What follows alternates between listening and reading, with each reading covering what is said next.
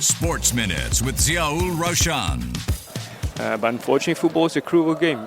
Sometimes decisions go for you, sometimes they don't, and this is why football is such a emotional roller coaster in that sense. Roller coaster indeed. Gavin Lee there speaking in the aftermath of BG Tampines Rovers' shocking 4-2 defeat to Hougang United, one of the many shocks this past weekend in the Singapore Premier League. Welcome along to Sports Minute. Raushan in the company of none other than Deepanraj Ganesan, reviewing the weekend gone by. And I mentioned shockers in terms of results, but have a listen to Deepan's shocking predictions on last week's show. Looking ahead to match day 24 in the Singapore Premier League, Balestier Khalsa take on the Young Lions Saturday 6 p.m. How do you see that one going? Yeah, Balestier. All right, simple enough for you. Gets a bit trickier. Tampines Rovers against Hougang United. Yeah, well, tough one. I say draw. All right, and then on Sunday, Tanjong Pagar United against Brunei DPMM. Wow, this is a tough week of predictions. I would say draw. Okay, sitting on the fence, I'm guessing this last one is going to be the pick of the bunch, that Super Sunday clash between third place Geylang International and first place Lion City Sailors. Yeah, bring it on. Geylang win. Well, not always you get to call out the Professor Deepanraj Ganesan, but it's certainly a weekend that surprised, eh? For sure. Always easy to ask the questions. Always tough to give the predictions. Like I said, it was. No, but I think it's only good for the league when you have results that really surprise you. In some ways, not super surprising because essentially what I said was Tanjong Pagar wouldn't lose. They did not. Tampines wouldn't win. They did not. So if you want to look at it another way, I don't think I was far off. But I think, again, a lot of these results, I think, add a bit more spice to the Singapore Premier League than there was in the earlier parts of the season. No, you're absolutely right. It's easier asking the questions than answering them. The bad news for you is we will do a round of predictions at the end of this podcast. But to start off, we're going to run through the results. Balestier Khalsa losing to the Young Lions 3-2. As I mentioned earlier, Tampines Rovers losing 4-2 to Hougang United. Tanjong Pagar United with that massive 3-0 victory over Brunei DPMM, and the Lion City Sailors picking up 3 points to almost have a hand on the title. Or do they? We will discuss it all. But we're going to start with that Tanjong Pagar game. Here's Noor Alan Shah and Salif Ceesay speaking after the game. Credit to the boys, but again we started the game well. A lot of possession on our end, but I'm very pleased with the match, clean sheet, and then 3 goals scored. We better everything the last 7 games, but towards the end I'm a bit disappointed and unhappy because we keep playing these direct balls all the time. Today I'm happy for the team. We fight together. Honestly, you give me MVP of the game, but honestly all the team can take this today because from the bench, from the coaches, everyone push each other. Honestly, what a great performance for us today. I come back from far, I know already, but I have a good pre-season with the coach. Okay, he was a little bit strong with me. I have double training. I push myself. Sometimes I'm not happy, but it's okay. You know what he do for me. And today I have a lot of chance. I scored an assist. Start to be better for me now. Salif Ceesay there, 1 goal, 1 assist. What a performance for Tanjong Pagar United. All those bites coming to us courtesy of the Singapore Premier League. Deepan, first win in 14 games, and more impressively, their first clean sheet in 45 matches. We spoke about that proverbial kick up the backside that Noor Alan Shah is going to provide this team. He's done just that. Yeah, and maybe if you dig even deeper, the kick up the backside might have been not just a literal one. I think one thing that struck me, and I think I did mention this before the SPL resumed, was that attending Tanjong Pagar, or rather watching them in training, I could sense a good vibes in training, and also based off of what Matt Silva, their new goalkeeper, new captain, told me also, it seemed like that 6 weeks were a really tough one. I implore you to have Matt Silva on the show to perhaps dig a bit deeper into what happened in those 6 weeks, because even last night I was texting Matt Silva and he told me, you know what, it was only a matter of time before we got our first clean sheet, but no one saw us suffer in that 6 weeks while some people were vacationing and holidaying. But that's essentially the truth. They were made to work in those 6 weeks, and you can see the difference that Tanjong Pagar are showing in between the time when Noor Alan Shah took over and before that. But it also shows you what kind of coach Noor Alan Shah is. I think, yes, he's gone to Japan to try and learn the best practices.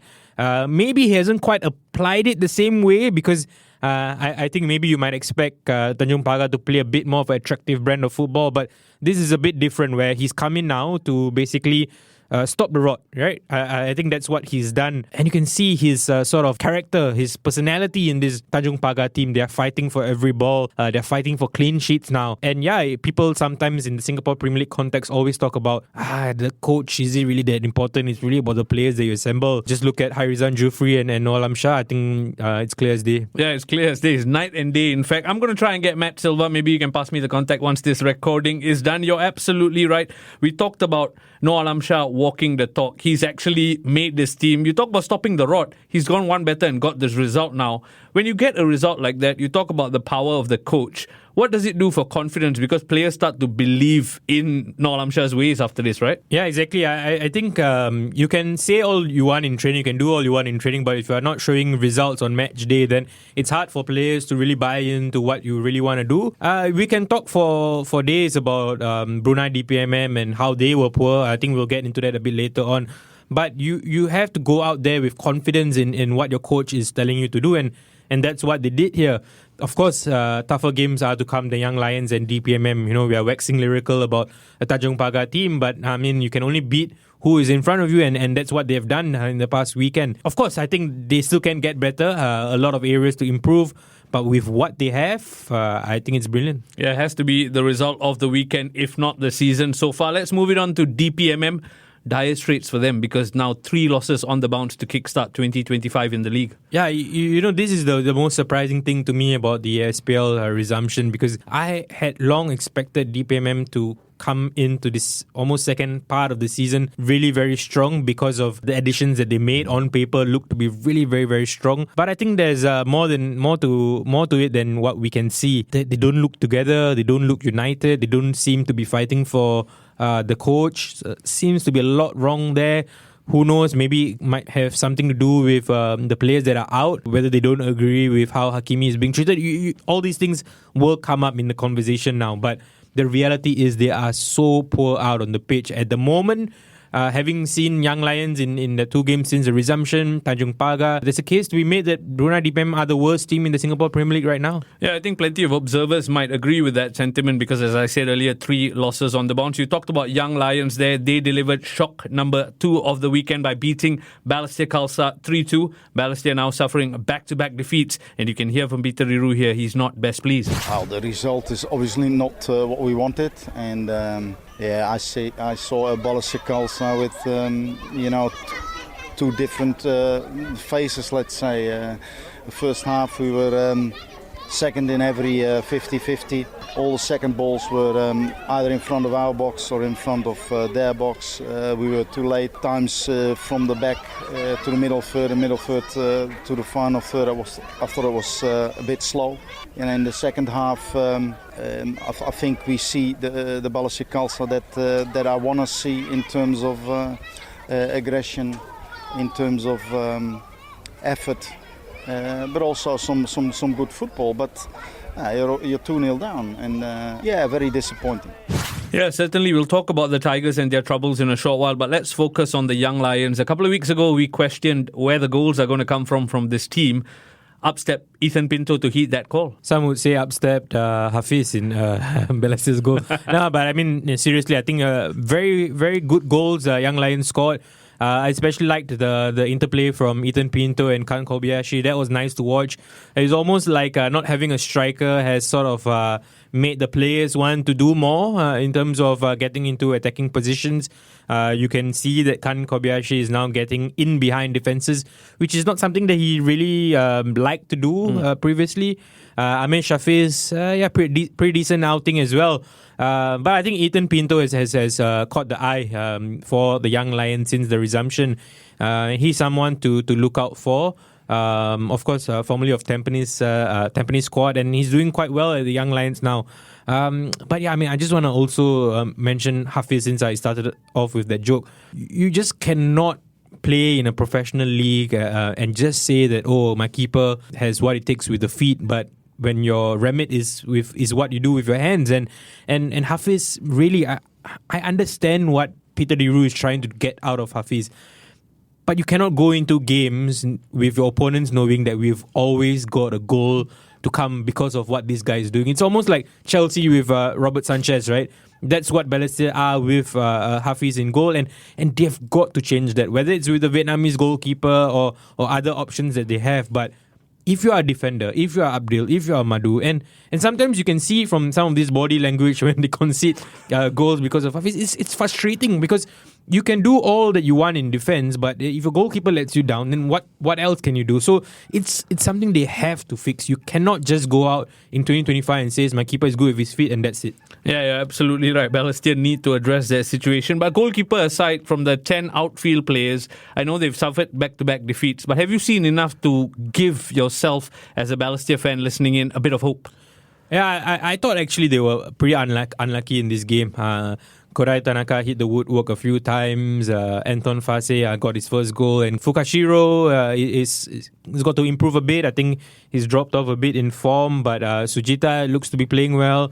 Koza can do more. So I think there's still more to come from this team. I think they actually did enough to not lose that game. I think Kodai Tanaka, I know he hit the woodwork not far off, but should be scoring in some of those situations. So I think there's more to come from them, but they've got to get better in defense. I know I've picked out Hafiz as a weakling, but it's not that Abdul and Madhu covered themselves in glory either.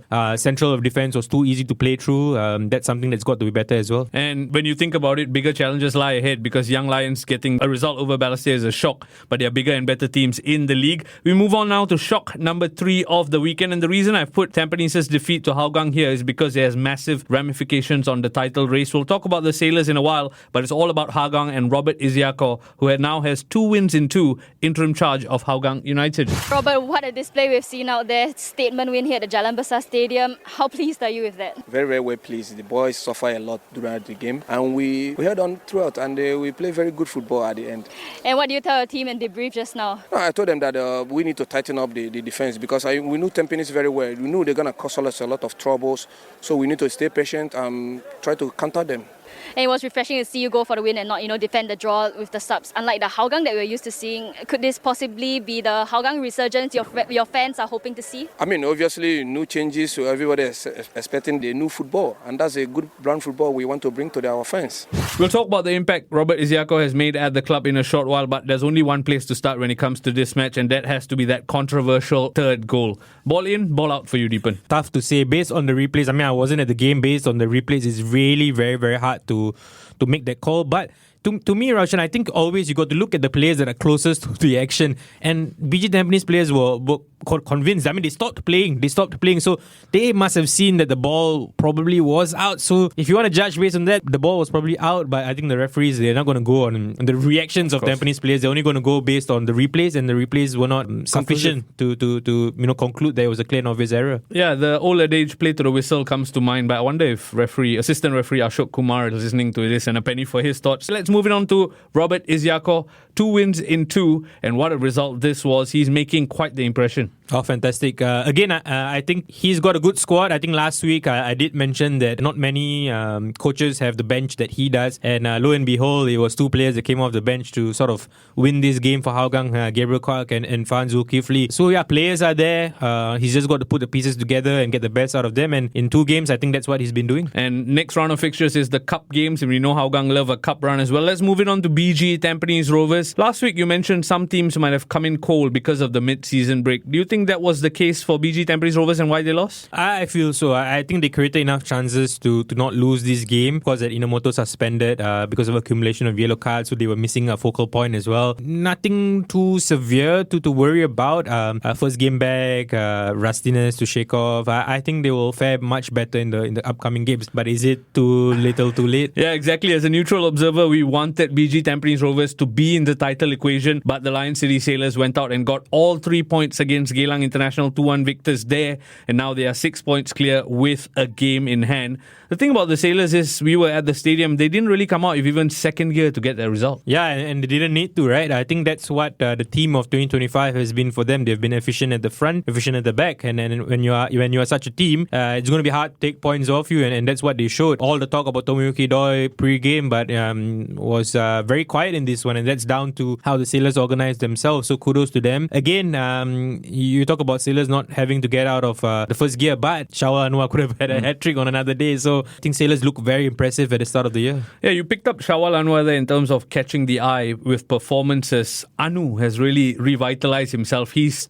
knocking on Ogura's door at the moment, isn't he? Yeah, for sure. And I like storylines like this, players who are almost written off by everybody coming in with very strong performances. He's starting games based on merit. He was brilliant again against Geylang. I thought he handled his role really very well, and I'm very happy to see, because I think sometimes it's easy to sort of just write off a player, and a player can also say, you know what, I'm done here. Fans don't appreciate me, coaches don't appreciate me, but I think he deserves credit for how he's turned it around. Yeah, and hope he keeps that form going, because it's about consistency to really stake a claim in the national team picture, right? With the Lion City Sailors, there's only one question to ask. They are now 6 points clear, as I mentioned earlier. They have that game in hand. Do the chasing pack have any hope at all? No.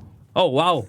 Title done. I just find it hard to see how a 9-point deficit, and I'm saying 9 because I assume they win the game in hand. 9 points in this league is very hard to make up. I just don't see how that's going to happen. So BG Tampines Rovers knew what they had to do against Hougang, and unfortunately they couldn't get it done. And Sailors then had a tough game against Geylang. Again, we all thought that it's going to be a tough game. I predicted a Geylang win. So Sailors have become an efficient team, and when you're efficient the way that they are, it's going to be hard to see them drop points. If there's any light at the end of the tunnel, Hougang play Lion City Sailors sometime in the next few weeks. Maybe that might cajole some excitement. The league may not be as exciting as it seems, but the Cup excitement is just dialing up. We're going to round it off with some predictions for the Singapore Cup fixtures.